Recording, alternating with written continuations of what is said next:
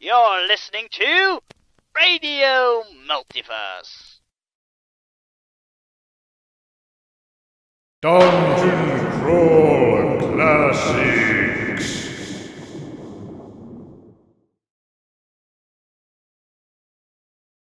Greetings, ladies and gentlemen, and we're back with our Halloween episode of Dungeon Crawl Classics, only on Radiomultiverse, with your host, Ramsey. And yes, I am dispensing with the spooky voice this time, because as you're watching this, it most likely is not Halloween anymore, even though it is on our end. We're literally playing this on Halloween. How spooky can you get? In any case, I'm joined by almost the same people as last time, although that Nico has somehow been replaced by an extremely rude Belgian person. Hello. Nico was eaten.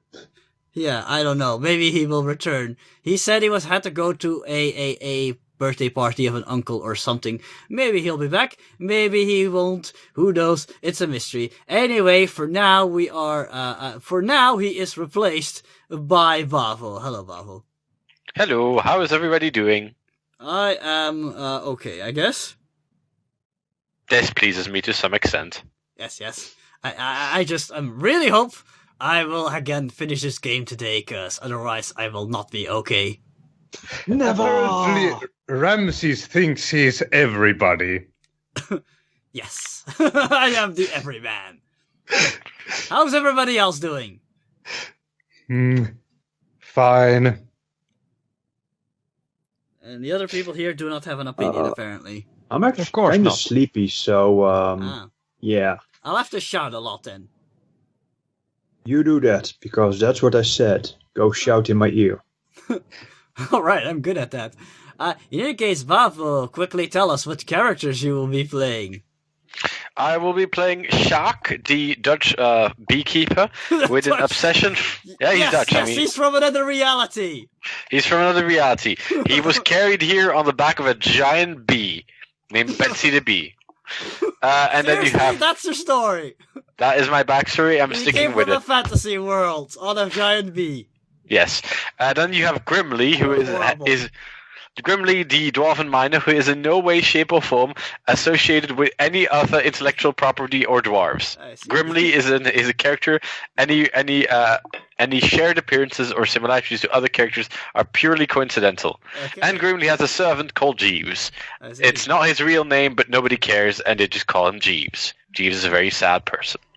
Alright, yes, he's also probably a slave. Indentured servant. Of course. Yes, and we are again joined by Dawa. Dawa, quickly remind us who you're playing, if you remember. Right, my characters, right. We Yeah, have... just quickly tell them who they are and what they do, and that's fine. yes, Richard Tavern, who is a cobbler, who is honest and forthright, and has nothing to do with any stealing or shenanigan. I see. What other other guy? Nope, that's definitely him. Mhm. He's And definitely then- the best guy, Yes. and And so then we have- honest and trustworthy. And we have Martin Blythe, the rope maker, who has a secret drinking habit, but nobody knows of that yet. Let's see, and he is actually the linguist of my little group. He knows Dwarven. Speaking of Dwarven, my last character is Hjalf Ironbeard, the dwarf miner, who basically is, who is a dwarf who is being blessed by the speed of the cobra. And he was probably struck by lightning. And was struck lightning, turning him into a kung fu freak. Yes. Yes, the kung fu. Odd that we haven't seen his kung fu skills yet. He seems rather reluctant to get in any kind of combat situation. That's odd. Well, he follows the dwarven art of war, which is slow and steady. I see. Okay, thank you, Dawa. Now You're welcome. then, Dries, welcome back. Please remind us who you're playing. I have multiple personality disorder, so I'm playing 3 characters today. Okay. I thought The everybody was first- doing that, but okay. The first one is William Gravel. He's a potato farmer with the strength of gods. No, just kidding. He's very Don't strong. overdo it. The strength of a very strong potato. Yes. Strength of a Have- potato. The strength of 100 potatoes. Have you seen the potatoes in this world? They're the size of footballs. 100 times 0 is still 0, my friend.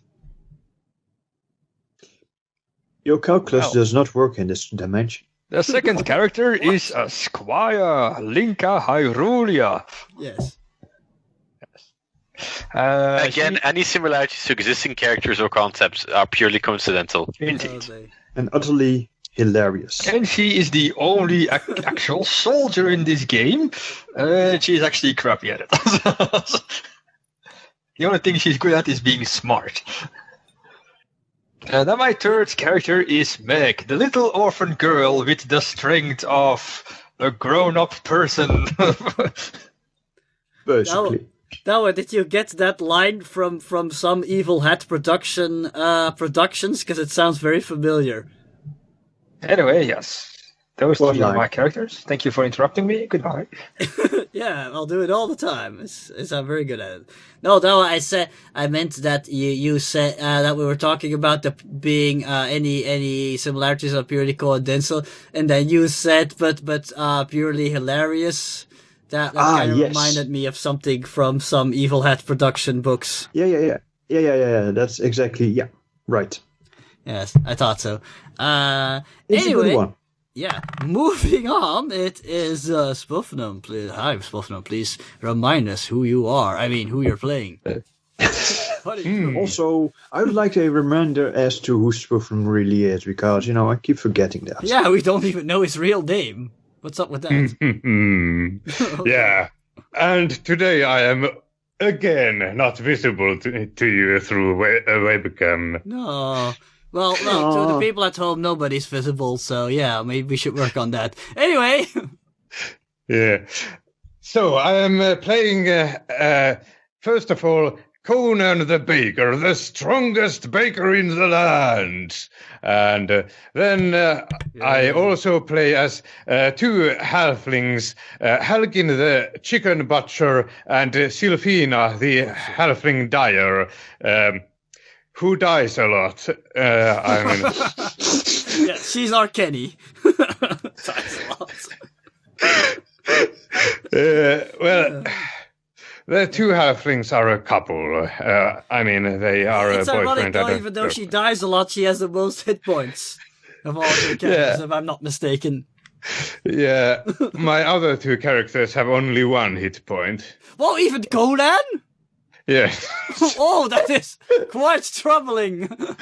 I somehow missed that Conan only had 1 hit point. I need to check that. Hold on. Stamina. Wait, hold on. What? He only has 1 hit point? Wow, that's a bad stroke of luck. He's like the most capable fighter in your group, and he only has 1 hit point. That's very. Sorry, but Meg is the monster.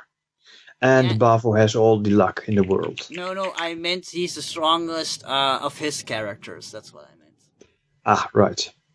That is very troubling that he only has 1 hit point. Wow, and the mighty Conan can be felt with 1 blow. That's troubling. And hilarious. Yeah, let's hope he's not gonna. He doesn't. Yeah, no strong gust of wind blows in his direction. Alright. He's all strength, but no stamina. I'm tired of hearing That's what you she babble. said. I'm tired of hearing you babble. Let's continue with the character introductions. No, that was it. Did I forget anybody? Anybody? No, I did not. I'll answer my own question. In any case, since he's kind of new to the adventure, we're going to start off with Are you killing him? Bavo. No, not yet. Not yet. You were getting ahead of ourselves. Not yet. No, we're gonna start off with Bavo, if I remember correctly, Shark, your beekeeper, is actually Meg, the little orphan's guardian. Is that correct? Apparently so, yes. He was apparently this was the deal he made with the ancient bee queen. Yes, that's the story you're going with. Okay. I'm starting to think your character may be slightly insane. But Look, in any case... only the insane shall prosper, only the prosperous shall decide what is sane. Yes, whatever. And, yes, you are living in the quiet little farming community known as Arwich. And one night you receive word that Meg has again flown the coop. It is almost as if she doesn't like you or anything. Or something. Well, god damn it, Meg, why are you this time? I swear. So you're asking around in the town, and you hear word of a body having been discovered at the local tavern known as the Hound. Is this a regular occurrence at this tavern? No, not at all. And what was even stranger about the occurrence is that the dead body found was that of a very large man. And even though he is not tall, he was of enormous girth, equal parts fat and muscle, and even stranger still, he was completely naked, and he was clutching the bonnet of Bessie Curwen. And the Curwens being a kind of a reclusive family that live up in the hills, in the forest near Curwen.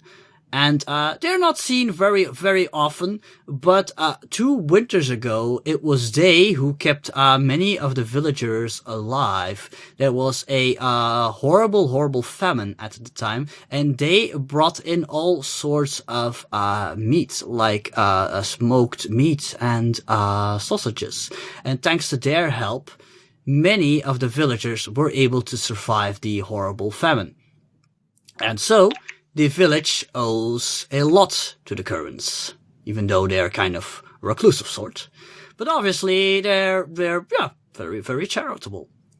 But in any case, the dead man was clutching the bonnet of Bessie Curwen, the youngest daughter of the Curwens, a very lovely teenage girl that a lot of the local lads are quite smitten with. So obviously something very bad has happened at the Curwen homestead. And so a search party was organized, and little girl Meg was nice enough to volunteer to be a part of the search party. How about that? That's what Yay. That is not good. That is not good. Nope. Knowing Meg, she'll be killing most of the people in the search party. I see you've met her. I am supposed to be her guardian. Stop bugging me with your shenanigans, Ramses. But no. Well, I guess I'll be heading out to follow her, but I will need to find a. I say in English. Words are difficult. I suppose I'll have to get a weapon though, because it seems that Shaq has no weapons except, his oath to the bees. Wait, what? Do you seriously have no weapons? Let me check your cat. Well, you have a staff. Oh, is it? What is it? Oh, staff. wait, on Shaq? Oh, right. Oh, right. That's in the middle. I was looking at the equipment list. All right, I have a staff. Okay, never mind then. Yes. Well, I guess he gets his cudgel, which his staff, and he'll try and figure out where the search party has gone off to, because obviously. And helping you out are Grimly the dwarf and his servant. Jeeves, you come up with a reason why they're joining him. Well, I assume that Grimly has a love for the mead. and mead is made with honey. So, basically, Shark promises Grimly a nice good cask of mead for helping him, and Grimly, being the charitable and also slightly alcoholic sort, as all dwarves are, decides to help out. All right. Very well. So, loudly singing, Grimly leads the way, getting annoyed glances from both Shark and, of course, Jeeves. And so our three brave new adventurers proceed into the pine-shrouded hills near Curwen village. And The village of the Kermit. Yes. And once you arrive there, night has already fallen. And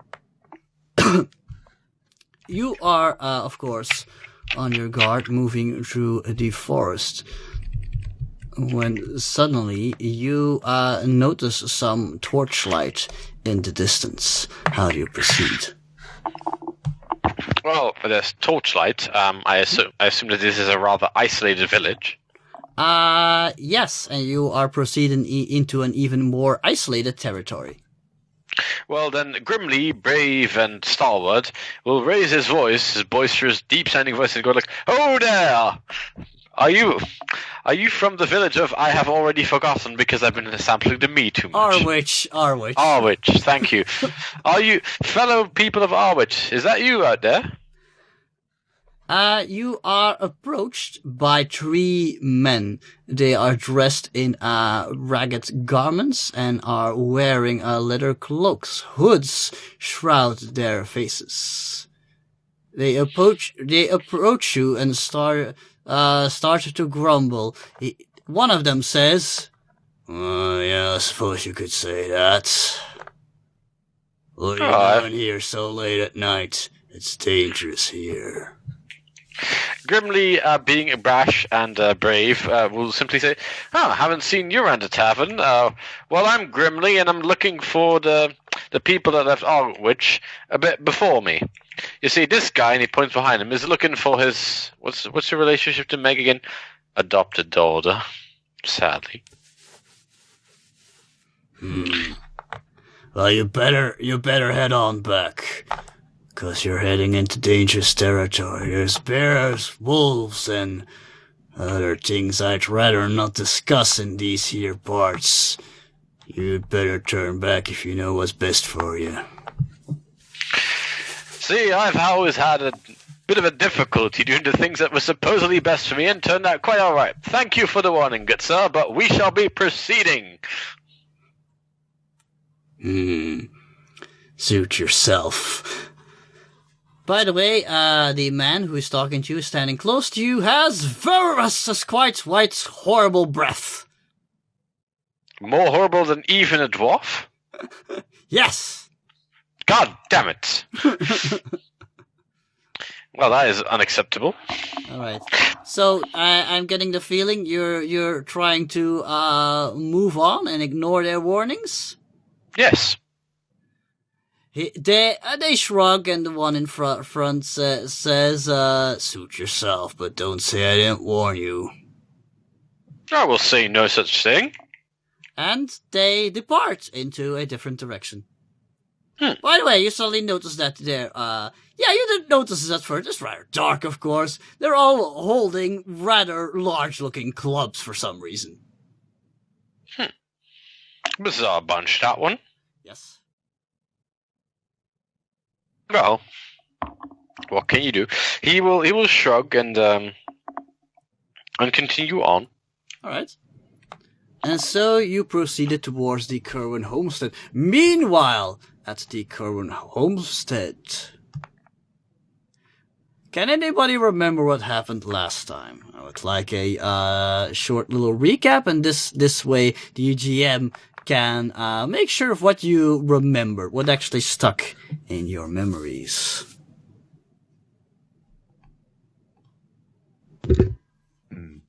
Right. Well, our group found the bonnet of darling Curwen, and as good And as we are good citizens, we actually went to go find out what happened at the Curwen homestead. There, but even before we got there, we ran into trouble. A whole pack of hungry wolves was growling and approaching our camp. And we cleverly... It was just 3 wolves. And we cleverly and bravely fended them off by shouting, waving, and throwing food and waving our torches at them, thus scaring the stupid savage beasts. Heroically, we made our way to Curwen homestead, where we found the entire place devoid of the humans. There were no sign of Curwen. However, we did find that the homestead had been overrun by a huge, round, naked man gobbling down pigs and screaming loudly at the city folk as they tried to reason with them or just bash their brains out. Psst, that was Mag. However, after a good thorough search, we did find someone of interest. Grandfather Curwen, cloistered by the bed and blind as a bat, he mistook the villagers for one of their own. So the clever villagers divided a ruse and pretended to be the siblings and asked some questions about what happened. And we found out that the Curwens, that tonight is the night of the ritual. The yearly ritual the Curwens do to make sure that their larders and pantries are always full of delicious, succulent meat. All it requires is one single sacrifice. Alright, thank you, Dao. That was very well done. But you failed to mention what exactly happened beneath the house. Can anybody else fill in that story? Excellent. I'm passing the blame. Well, inside some sort of a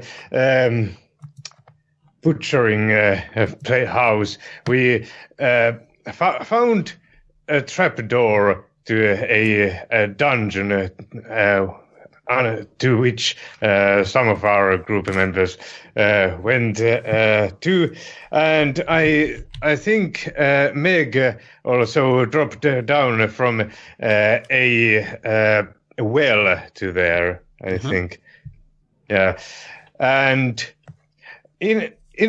down into the dungeon there was some sort of a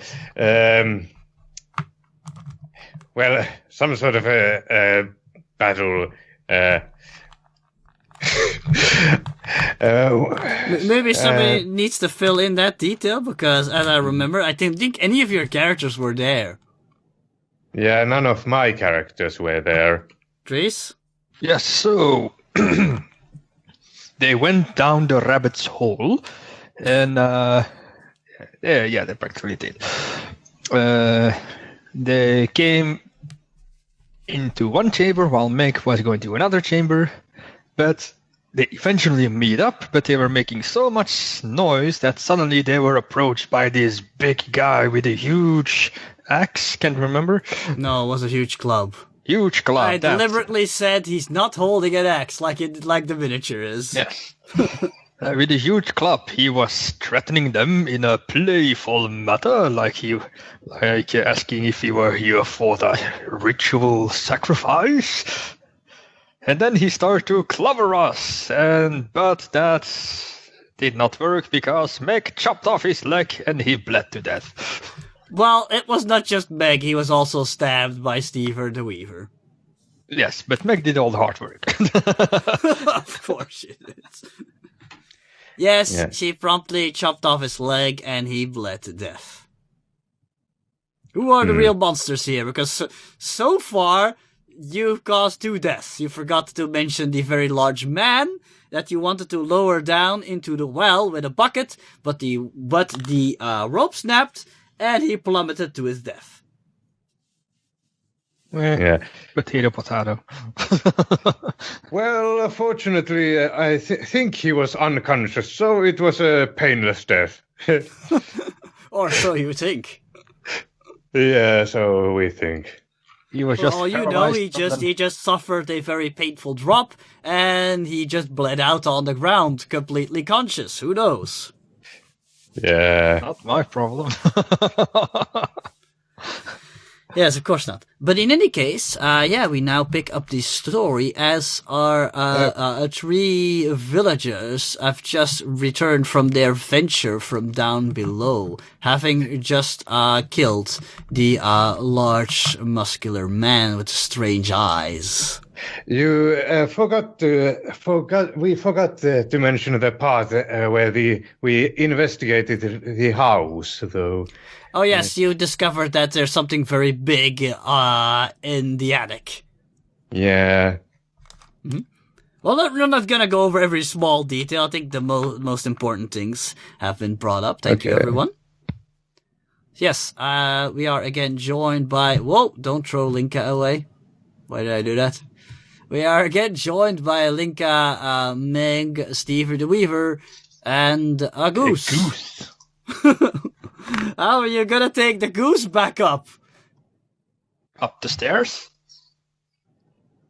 What do you mean, the stairs? The ladder? There's a ladder. Yeah, the ladder. Well, you're just gonna grab the goose and carry it up? Come Okay, here, I'm chicken gonna want to dinner. make some sort of animal handling check because the goose is hissing at you. Geese are known to be quite vicious and do not like most humans. That personality? Yeah. Unfortunately, this is not something you're really trained at, so I'm gonna want a D16 roll. Oh. Yep. Now he tells me. Yep. Yeah, it's this one. No, D6. Where did you get that one? D16. Well, doesn't matter. There we go. It's A I 15, don't know. I think? Yeah, it's a 15. It's Plus a little one. odd to see what exactly is up. And what is your personality? Oh, a 16? +1, so it's a 16. Miraculously, the goose, cooperates. It must sense your killer instinct. Yes. Come up, little goosey, or I'll chop your head off.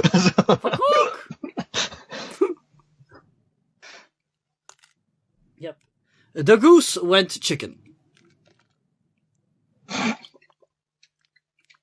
And you convince it to basically allow itself to be held. And eventually, your brave adventurers arrived up top again in the abattoir. At least if everybody used the ladder, which I assuming you did. Wow, there's actual ladder?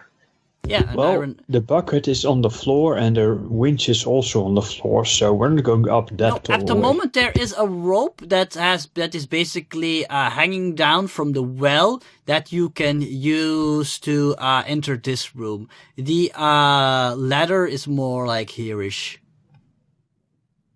Okay?